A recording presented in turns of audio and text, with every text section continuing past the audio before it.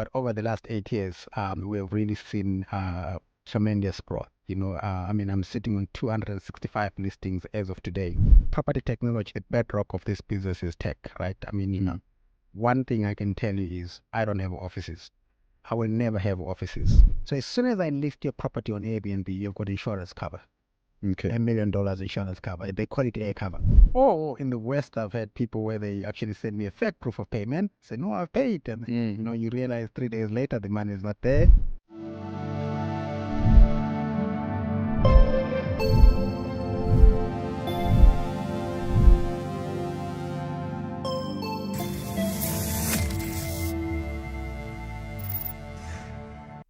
Welcome to ITWeb TV.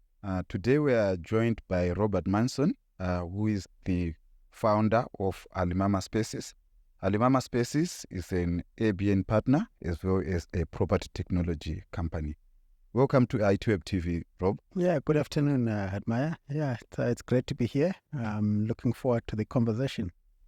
Awesome. Thanks a lot, Rob. Just to start with, for those who do not know Alimama Spaces, if you can just tell us what is Alimama Spaces, what does it do? So Alimama Spaces is really a quality digital spaces company. I literally buy properties under my investment company, which is Robert Manson Investments. And then Alimama Spaces is sort of a management company that manages those properties.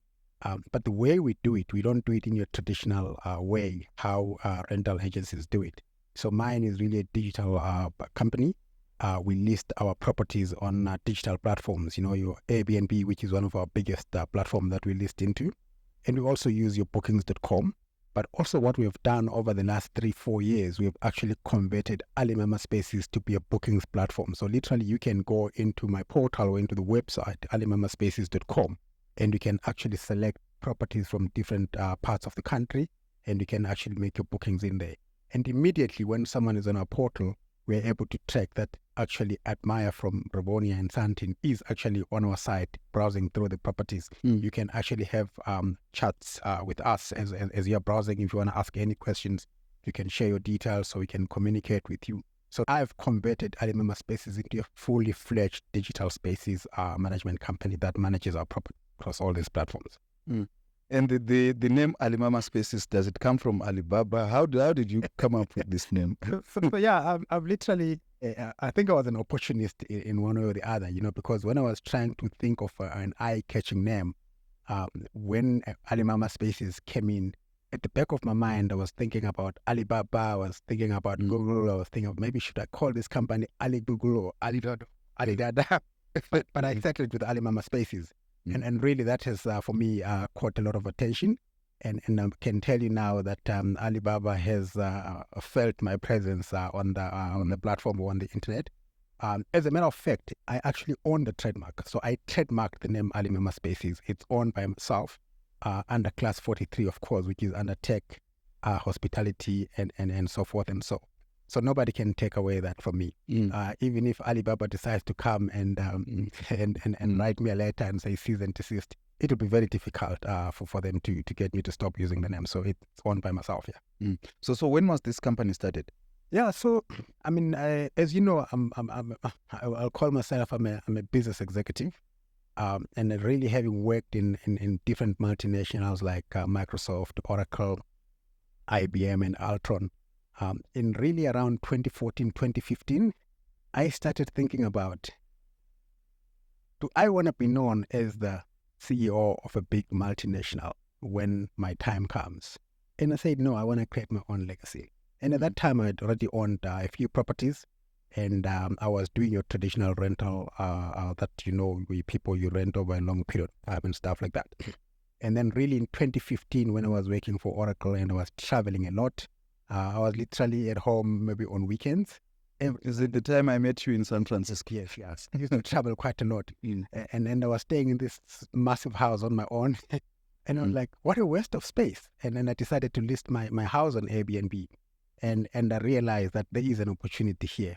And I've not looked back. So 2015, I really went full-fledged alimamaSpaces.com. And I started renting my house on a short-term basis. And when I realized the opportunity, I literally went through to all my properties and the tenants, and I evicted them, obviously, with notice. and I listed all my properties on Airbnb and bookings.com. And I've not looked back since then. So 2015 up until now, that's how long this business has been going on. And it seems like it's going on very strong, and it will be here for a very long time. Yeah. And how has it grown since it was established? From your house. Yeah. When I think about it, sometimes I pinch myself at night. I'm like, is this real? And the way we count or we measure growth, for me, it's really about the impact that this business is making into the country. I can tell you now we're sitting with almost 35 staff members. And in many different instances, we actually go and get additional capacity as and when it's required. So we are sitting with almost over 30 people right now that are working in the business. And in terms of the listings, I thought that when I get 30 listings, I'm going to stop. When I get 50 listings, I'm going to stop. But over the last 8 years, we have really seen tremendous growth. I'm sitting on 265 listings as of today. And really my target over the next 2-3 years is to make sure that we get to 500 listings. And that is possible. We might even get there before 2-3 years ends, because every day I get people wanting to list their properties on my platform, and I'm investing, still buying a lot of properties that we are listing onto these platforms. So yeah, the growth is tremendous. It has grown very, very aggressively. And yeah, I'm really grateful and I'm humbled by the growth that this business has seen over the last 8-9 years. So when you say listing, it's like when I have my property, then I give it to you to be listed on Alimama Spaces, so that when guests want accommodation, maybe in the area that I stay, they come. Yeah. So that's a very good question. So my business is anchored in 3 spheres, so to speak. I have got owned properties. These are properties that are owned by one of my investment companies. Right? So we buy these properties, we furnish them, and we list them on our platforms. And then the other avenue or the other model is someone like yourself. You want to list your property on these booking platforms, but you just don't have the time to manage the guests, to do housekeeping and all of those kind of things. So you come to people like myself, where we will actually take care of all of that for you. We manage the property for you. We do all the housekeeping. We manage the guest and all other issues that are associated with that particular property. We manage it on your behalf. And really, those are 2 anchors. In the past, when I wanted to build more footprint, I used to rent properties. But I phased that model out. Instead, I prefer to buy my own properties. I prefer to take on managed properties. So I don't really have a lot of properties that I rented. I think there's about 2 or 3. But as soon as those leases expires, we are not going to continue doing that, because we've got now the financial muscle and the balance sheet to buy our own properties. Yeah. But I'm getting a lot of people now that are actually listing with us for us to manage their properties. And that's one business that is actually growing very, very aggressively. And we're going to continue to grow over the next 2-3 years using that methodology. How easy is it to manage all these properties? Sitting with 267 listings as of today, I've got 5 operations people that are managing these. Of course, a bigger chunk of our staff members are on the housekeeping side. I think we've got about 25 to 30 staff members that are actually doing housekeeping. And there's about 1 or 2 finance people that are actually managing the finances of this entire business. Your question is, how easy is it? Just like any other business, right? I think if you've got the passion for it, you never work a day in your life. So for me, on weekends when we are fully booked, imagine you've got 260 people across all your properties over the weekend. And you get phone calls at night. People are stuck at the gate. Electricity run out in the apartment. Others can't log on to Netflix. Others can't find the Wi-Fi password. But it's fun, right? Because at the end of the day, this is the service that you're providing. And when people are asking for these things, I think it's a good thing, instead of them not asking and then all you see is a review at the end of their stay. So it is challenging, make no mistake, and it will continue being challenging as we grow. My biggest challenge at the moment is, how do I manage this aggressive growth that I'm going through as a startup and also keep the service levels at a peak? Because you need to understand that this business is based on double reviews. So customers will have to review you based on their experience. And then that for me is very, very important. How do I manage this growth and also still continue to give 5-star ratings so that I don't drop the ball? So it's very interesting and it's very challenging, but it's a nice life problem to have. So That's good to hear. What about in terms of technologies?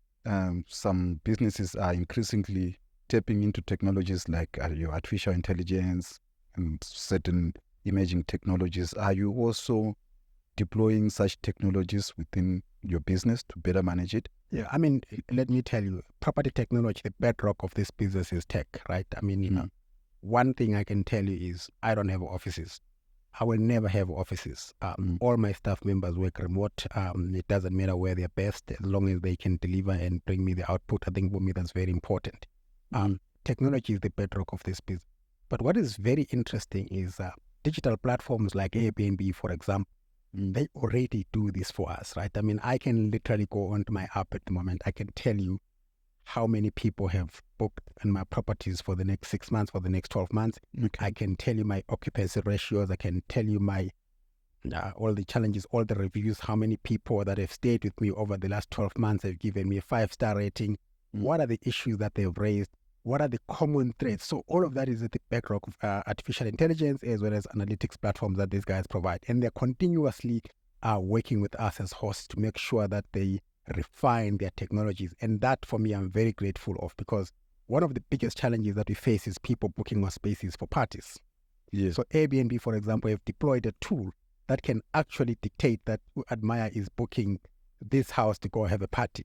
Because Admire stays a kilometer down the road from this house, he's booking for one night on a Friday night.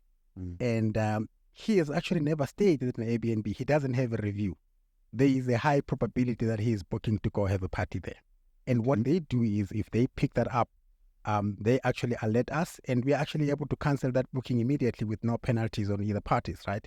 So for me, that's very, very important. So technology, artificial intelligence, and machine learning are technologies that we have to actually use for us to be able to be successful in this business.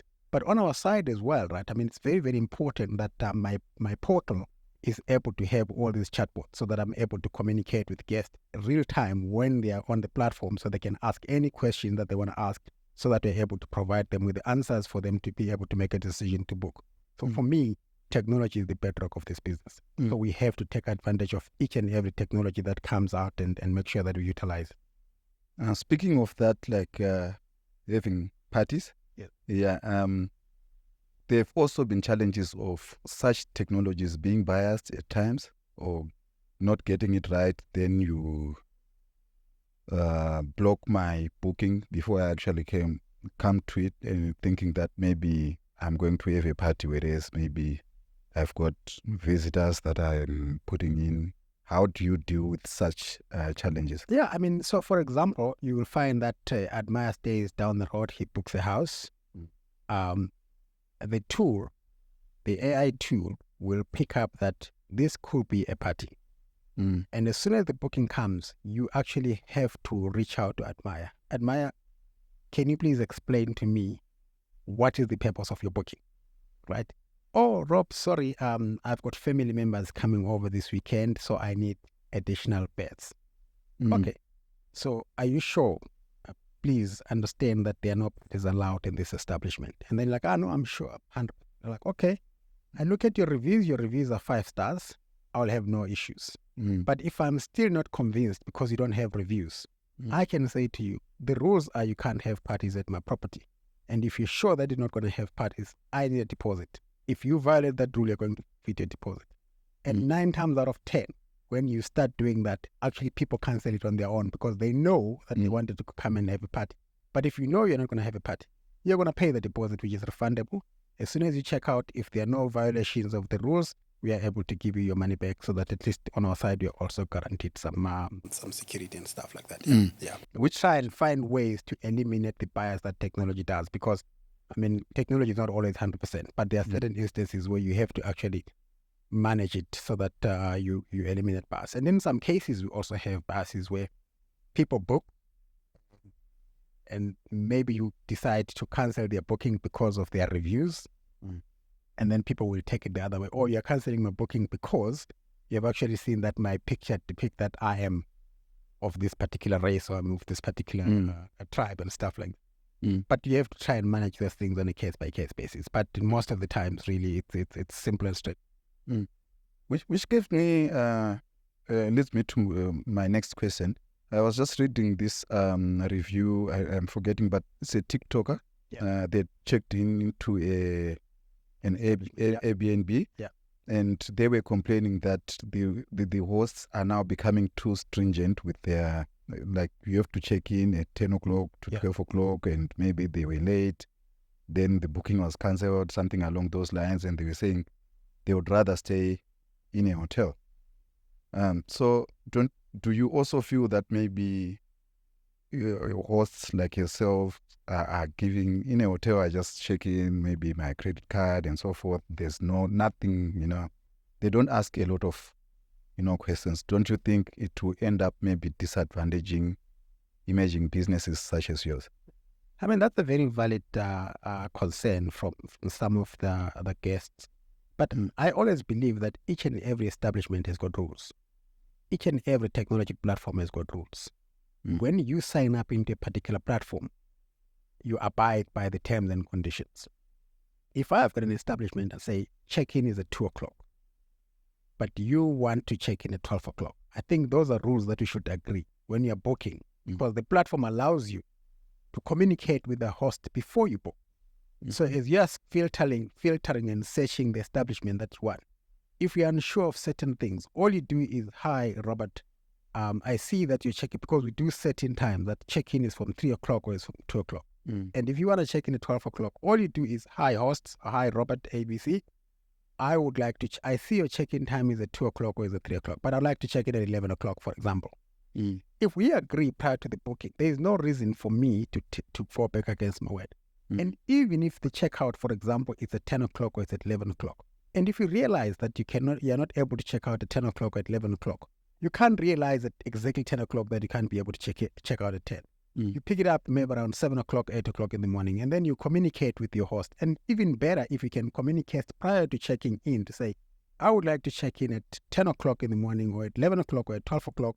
And I would like also to do a late checkout, just like in a hotel. In a hotel, if you want to check out late, you ask them to give you a time to check out late. And if there's extra cost, we discuss that prior to the altercation where now I am forcing you to check out and you're not ready to check out. So I really believe that sometimes it's common courtesy. I mean, of course, you do get other instances where the people are playing rude, right? They don't communicate. Someone books in to check in at 1 o'clock and they rock up at 7 o'clock in the morning to come check in, right? Even in a hotel, you can't go check in at 7 o'clock because 9 times out of 10, that space that you're checking in has got someone. So imagine, because normally when you book, you've got access to the address and all of those kind of things. Imagine at 7 o'clock, you haven't even woken up. You're supposed to check out at 11 o'clock. A guest is knocking in the morning and say, hey, I'm here to check in. If you want to check in early like that, rule of thumb is you book a night before so that apartment is ready for you to come check in anytime you want. But if there are any special requests, I think it's appropriate to communicate with your host and ask for those to avoid a situation where there's an altercation or there's an argument that ends in bad reviews for both the guest and the host. So these things really need to be managed very, very carefully, just like in any other business, I think, common courtesy. Okay, so Rob, let's say I list my property on Alimama Spaces, how do I then, how do you decide how much you are going to pay me and so forth? Yeah. So I mean, the management side of third-party properties, I call it third-party management contracts, is, I look at where the area is, which place it is. We obviously do the numbers and see how many Airbnb apartments are in the area or how many houses are in the area. And we sort of get a basic idea. And then we can then define, okay, this apartment, we're probably going to charge $1,000 a night to $500 a night, depending on the area. But also what's interesting, Airbnb has got advanced analytics tools that help us. So they actually aggregate all of the apartments. So it's when you're listing there and you're selecting the one-bed apartment, it's got a bathroom, these are the amenities, it collects that data. And at the end of it, it will actually suggest the price to say, okay, if you look at most of the properties in this area, they are charging $600 a night. But it doesn't force you to charge $600. You can decide, I want to charge $1,000 a night. But then if you do that, of course, you're pricing yourself out of the average. So don't be surprised when you don't get as many bookings, because the trick when you list your properties on Airbnb is to make sure you get the best price so that you can get the maximum occupancy rate in a month and stuff like that. So playing with those numbers is very, very important. But what they also do is they give you a minimum price. So if the average price in an area is $700 a night, you can say my minimum price will be $600 a night, and then the maximum price will be $1,000 a night. So everybody else in the area will be using that tool. So if people want to underprice other people, then they'll go and drop their price to $500 a night, right? So that they can get 30 days booking or more bookings in a month and stuff like that. So there's always these tools that you can play around with. But in terms of the management fee, so management fee varies, just like any business. We look at the cost of managing your apartment, cleaning, filling all the consumables like water, coffee, sugars, and stuff like that, and also how far it is from my other listings, because if it's further away from my other listings, it means that it's going to cost me extra in terms of travel and time and all of that. But our prices are negotiable in terms of where the place is and what is the potential as well for that particular place that you want us to manage for you. So there's flexibility as far as that's concerned. And by the way, these contracts have got no time. So I've decided that I will have no restraint. So I don't restrict you to a year, 2 years, 3 years. So you can sign up with us today, tomorrow decide to sign out. There's that flexibility. Yeah. So let's say I'm going for a holiday, yes, and for 2 weeks. You want to list your apartment or your house on Airbnb so that it can make money while you're traveling. Because when you're traveling, you're actually spending money. And this house is sitting empty, actually costing you money. You know that, right? Yeah. Your house is sitting empty, it's costing you money. So you can actually do that as well. And for that duration, you can list it and make some income. So let's say that is why Airbnb was founded. It was founded on using your existing space, a bedroom. If you remember the founders of Airbnb, they pumped up mattresses in San Francisco when they went for a conference and they were staying. So that is actually the core principle, the core foundation how Airbnb was founded. But people like myself, we've seen a business opportunity where now we are acquiring properties and then we're building a legacy out of these platforms. Yeah. So let's say I've gone for that holiday, 1 month down the line, I come back and my TV is broken, or what happens? Yeah, I mean, something very interesting about Airbnb in particular, right? And that's why probably it's done very well. It's the biggest bookings platform. So as soon as I list your property on Airbnb, you've got insurance cover. Okay. $1 million insurance cover. They call it air cover. And that helps, right? Because if your TV gets stolen, we submit through the Airbnb insurance, and then we submit all the supporting documents. Just like any other insurance, they do their investigation and they pay. You know, okay. I mean, I've had incidences where, apartments, the furniture is stolen, they replace. Okay. Obviously, depending on the value and the number of things stolen, the period depends. But all value items like TVs and chairs, and if they are broken or stolen, they replace that very, very. Okay. Yeah. Just out of interest, Rob, what's the worst maybe guests you have ever encountered, and what was it about? You just you don't have to reveal the names. No, I can't reveal the names, of course, due to guest confidentiality. But I mean, I can tell you cases where, in my house, where I started, my main house, I had a shooting in the premises early in the morning. It was traumatic for my neighbors.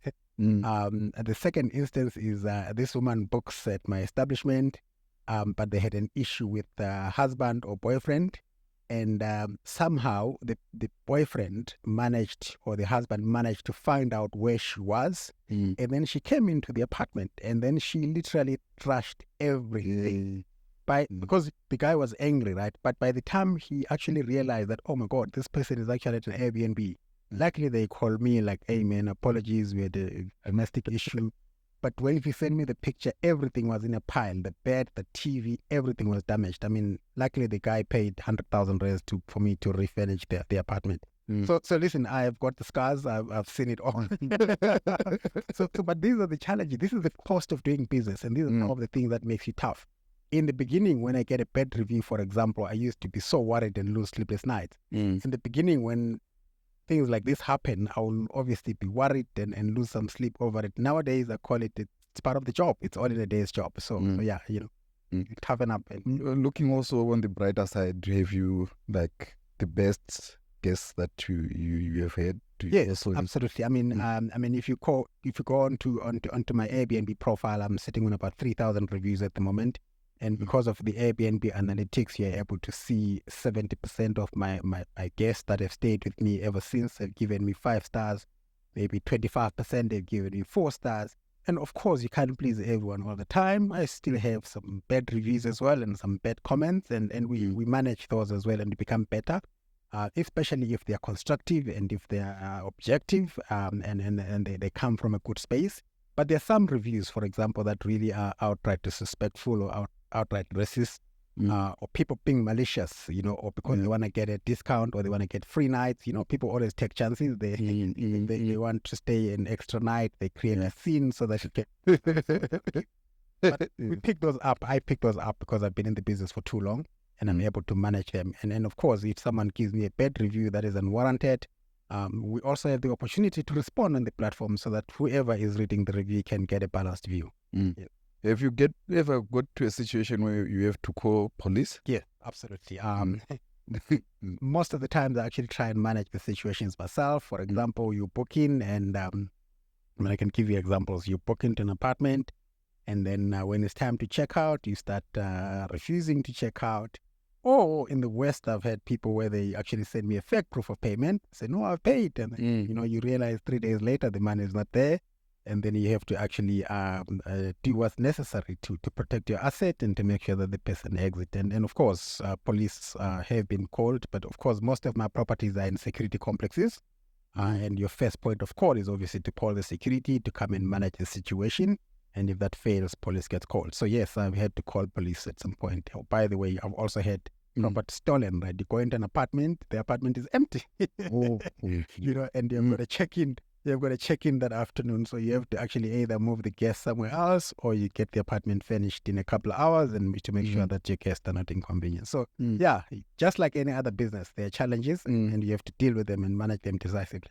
I can imagine all the properties is going. Okay, just also maybe looking back, Rob, 2020, we all know there was the COVID-19 pandemic, which affected tourism and hospitality industry. I'm sure your business also felt some pain during that period. Can you share with us, how did you manage to emerge from the COVID-19 pandemic? And up to now, I understand the industry is kind of growing back to its former glory. How did you navigate this period? Admire, COVID, as devastating as it was, and I think we had an interview it was during COVID or just after COVID. COVID, just like any other business, presented devastating impact to a lot of businesses and to a lot of people. And there were also opportunities, Elon Musk became the richest man during Zoom as a company. Share price tripled during COVID. But those are just a few. But what I'm trying to say here is, in every crisis, there's an opportunity. And I say to people, Robert, people ask me, how did you survive COVID? I say, I'm not a hotel. I'm not a bed and breakfast. Because if I was, I also would have suffered the same devastating effect. Every business has what's called a business model and a profit formula. And if you can understand that, I think your business is able to navigate through tough terrain. What business am I in if I'm not a hotel, if I'm not a bed and breakfast? I am in the business of convenience. My properties on these digital platforms offer convenience. And that convenience, people can't get it from a hotel. That convenience, people can't get it from a bed and breakfast or your traditional bed and breakfast. So I offer no hassles, no frills. And that's one pillar that helped me to survive COVID. And the second pillar is on the profit formula. A business can be profitable and still go bankrupt. Because people sometimes they confuse cash flow with profit. But really, for me, COVID was a catalyst that actually my business grew during COVID. Okay. When we're doing our financial statements last year, 2 years ago, I literally bought 30 new properties during COVID. Okay. We're listing during every month or two. We're listing properties on the digital platforms, and we're generating revenue that kept us alive. My staff members were on the essential services list. We all paid their salaries on time. They risked their lives, during COVID, but it was necessary, and the business grew. And in all honesty, on the 26th of March 2020, when the lockdown was announced, or when the lockdown started, did I know that this business was going to navigate COVID and come out on the other side with growth, with losing no staff member, no retrenchment? I didn't. But when I look back and I connect the dots, it's unbelievable how we survived. But I was very, very focused. I was very resilient. I knew exactly what I wanted to do. And I continuously provided that convenience to essential workers that needed accommodation. Okay. I took all the precautions that are required to make sure that the space is cleaned, the spaces are COVID friendly, and all of that. And really, on the other side, we're here today. We survived COVID, and the business has grown. I mean, I remember 4 or 5 years ago when we had our first interview, I was sitting on about 50 or 60 listings. Today, we are sitting on 266 listings. It's 500% growth over the last 4 years. And will I get to 500 listings over the next 2 to 3 years? Absolutely, I've got no doubt at all that we will be getting to 500 listings.